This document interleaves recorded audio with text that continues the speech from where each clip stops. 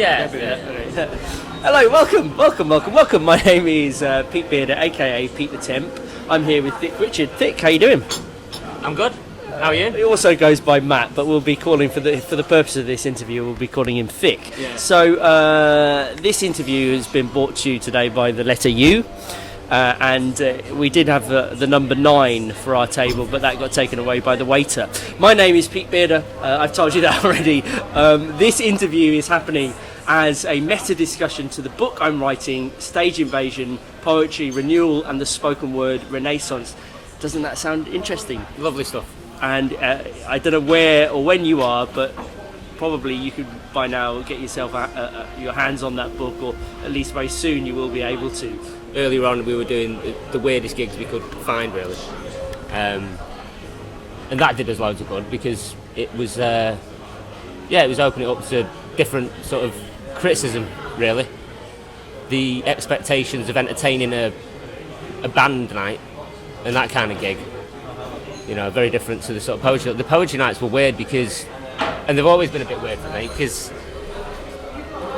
there's that thing of sort of like going on stage at different gigs, knowing that the audience are probably going to react in a certain way to it being poetry.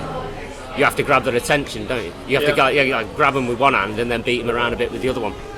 So at poetry nights, of all of the different nights, the poetry ones are the ones that are probably going to go bad for me, because people have turned up there to sit down quietly and listen, and then I go on stage and start blabbing all this horrible stuff and calling them a bunch of cunts, and they're a bit like, why are you shouting at us? There's no need for this. So I've always more preferred the other gigs, the weird ones, particularly band nights. I think that's where I fit in the best. It's got more of there's a much more open, feeling to what to expect from an act at a music night. Comedy nights are pretty strict, because if you're not delivering the laughs, then, people resent that.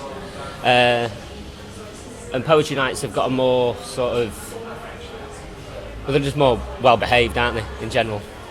And you do work the comedy circuit as well. How do you find the differences between the expectations of those two genres? I try to do the more alternative comedy nights, because, like I say, they're more open. Right. It's the criticism thing, really, that I prefer about other nights. There's a sort of, people sort of, they learn about their own act from the reactions that you get. So, the horrible thing about comedy is if somebody don't find you funny, they might tell you that while you stood on stage. And, that's harsh. That's one end of the spectrum. The poetry nights, because they've sort of, they're about sort of, nurturing talent and encouraging writing and giving people a place to sort of share stuff, which is really good, and there should be something like that. But I've always preferred the sort of, you write a poem, you go on, if you just keep it in the poetry area, you're going to get a good reaction.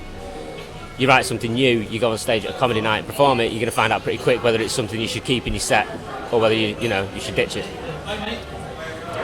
So that's what I prefer about those areas. Sometimes it would be nice to have because they're different cultures of audience expectations. In terms of the expectations of the audience, there are different landscape of expectations, aren't there? I mean, it can be. The nurturing aspect of spoken word could be quite nice. But would you say there's anything that we can learn from the comedy circuit in terms of just how? Well, a lot of comedy nights are nice, and they don't encourage heckling and stuff like that. Okay.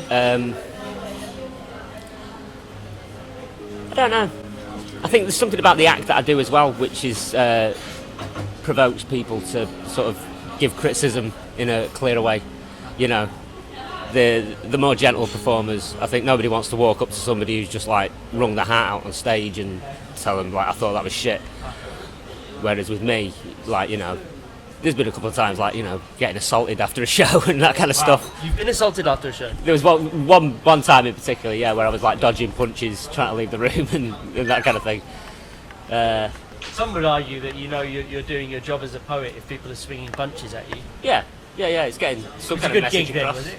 It was a really good gig, but apart from that one guy, he really didn't like it.